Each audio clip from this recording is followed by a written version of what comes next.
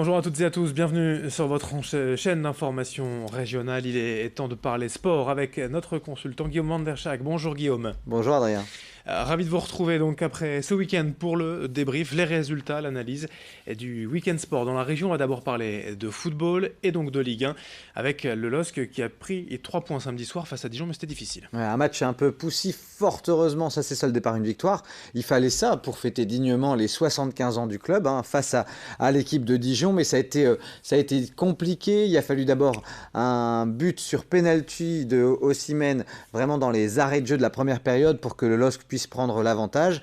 Et puis ensuite, les Lillois ont dû tenir, mais offensivement, c'était vraiment pas ça du côté des Dogs, face à une équipe bourguignonne qui a vraiment tout fait en seconde période pour revenir au score. Il a vraiment fallu toute la hargne et toute la combativité défensive des joueurs de Christophe Galtier pour s'en sortir avec une victoire. À noter aussi certains joueurs dont moi j'ai toujours été client qui vraiment sont décevants depuis plusieurs matchs. C'est le cas de Xeka au milieu de terrain qui a du mal à trouver le bon tempo cette saison. Et puis Ikoné qui a aussi été vraiment décevant dans ses passes et dans la récupération des ballons. Donc voilà, c'est deux joueurs qui ont été en dessous. Fort heureusement, ça s'est soldé par une victoire, mais ça a été vraiment dur samedi soir. Bon, un contenu donc à revoir, mais au moins ça fait 3 points, c'est là le plus important. Oui, absolument Adrien, parce que si on y regarde de plus près, le LOSC est à 22 points et le LOSC n'est qu'à 2 points de la 3e place occupée par Angers. Angers qui a perdu ce week-end face à l'OGC Nice. Donc ça veut dire que tout est possible et il y aura d'ailleurs quelques éléments de réponse peut-être demain soir, puisque le LOSC il sera en déplacement face à l'Olympique Lyonnais. Lyon qui viendra l'emporter face à Strasbourg. Ce sont deux équipes, le LOSC et Lyon, dont on attend un peu mieux cette saison. Donc on verra si ça permettra aux Lillois de rester dans la course, sachant que, encore une fois, la 3e place n'est pas loin, mais les deux premiers ont déjà fait le break. Le Paris Saint-Germain et Marseille sont désormais loin devant. Effectivement, Lyon-Lille, demain soir 21h05, c'est une journée de championnat. En milieu de semaine, on passe à la Ligue 2, c'était le derby ce week-end. Et un derby qui, encore une fois, a souri aux Valenciennois. Décidément, le Racing Club de Lens a du mal à voyager du côté du stade du Hainaut. Une victoire de Valenciennes, 2-0. Un but de Dos Santos en première période à la 32e minute et un but de Chevalier à la 72e.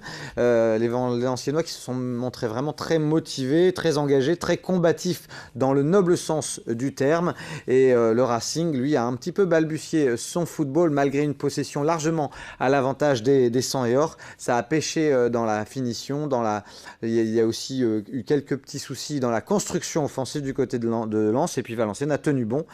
Du coup, le VAFC remonte à la 9e place, à 2 points de la 5e place, tandis que Lens est 2e derrière Lorient. Alors, à noter la 17e journée, Adrien. Lens accueille Chambly demain soir, tandis que Valenciennes sera en déplacement à Auxerre. On descend encore d'un étage et on va en national. Avec deux bonnes nouvelles. D'abord une victoire déboulonnée, l'USBCO qui l'a emporté à domicile face à Bourg-en-Bresse, 1-0.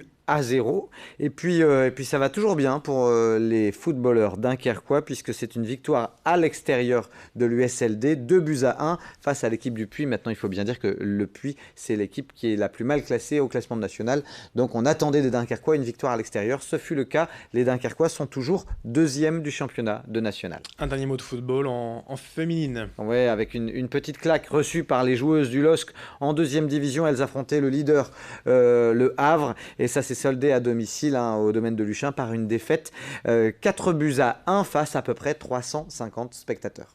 On passe au basket, Guillaume, avec la proie, la Jeep Elite. La Jeep Elite avec le Portel qui n'a pas pu réaliser l'exploit à Lasvel. Une lourde défaite 94-69 malgré les 28 points de Franck Hassel. C'était vraiment trop solide du côté de Lasvel pour les joueurs du Portel. On verra si le BCM Gravelines Dunkerque pourra faire mieux. C'est ce soir à 20h avec la réception au Sportica de Gravelines de l'équipe de Cholet. Un mot de Pro B également. Oui, Pro B, et avec là aussi 2 très bons résultats. Globalement, c'est des bons résultats ce week-end dans le sport régional, avec une victoire des basketteurs lillois face à Blois qui était leader, victoire 88-70. Le LMB est 5e, et puis Denain a repris le leadership du championnat de Pro B avec une victoire face à Paris 87-65. Un début de saison compliqué, ça va un peu mieux pour le SBVA en Ligue féminine? C'est même carrément un ouf de soulagement pour l'équipe des guerrières ainsi que tout le staff, je pense notamment au manager général Christophe Vitou, à Monsieur Méziane, l'entraîneur, ancien international français. Il fallait l'emporter face à Nantes-Rezé, c'est chose faite. Elles ont toujours été menacées, les guerrières, mais elles ont toujours réussi à rester devant lors des 4 quarts-temps. Victoire 71-63, avec notamment 32 points précieux de 2 joueuses, 16 points du côté de Joe Gomis et 16 points du côté de Hampton. Du coup, c'est un grand ouf de soulagement. Il faudra confirmer ça très vite du côté des guerrières. Du volleyball avec cette fois une défaite pour le TLM. Oui, défaite 3-7-0, un match serré, mais une défaite quand même face à un concurrent direct pour les places vers le podium.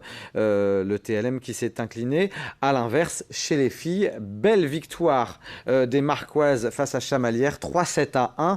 Elles sont, je crois qu'elles sont 5e en élite du volley féminin français. Ça se passe plutôt bien pour le VC Marc-en-Barœul.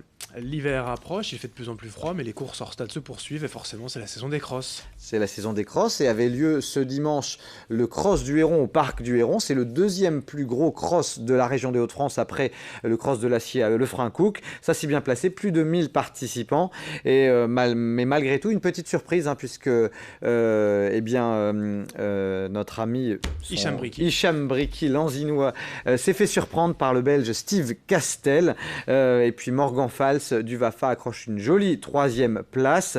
Alors Steven Castel a profité de la deuxième boucle et des marchenelles pour faire le trou, et Hicham Bricky n'a jamais été en mesure de revenir. Chez les filles, à noter un joli triplé du Vafa avec Margot Siraki qui l'emporte logiquement, et puis Carla Di Girolano en 2e, Stéphanie Planck en 3e, et on notera aussi un relais très très apprécié.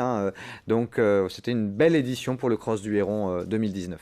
30 secondes pour terminer, quelques infos en bref. Du water polo, pour vous dire un superbe exploit des enfants de Neptune de Tourcoing. Victoire 11-10 face au leader Aix. Décidément, ils sont surprenants, ces poloistes de Tourcoing. À noter aussi en rugby une lourde défaite du LMRCV face à l'équipe de Toulouse, 35-7 à domicile.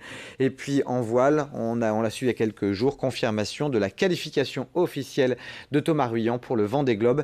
Après la Transat Jacques Vabre, on est tous avec Thomas Ruyant, le skipper dunkerquois. Merci Guillaume pour toutes ces infos et bonne semaine. Bonne semaine à tous. Merci à vous de nous avoir suivi. L'info continue dans un instant.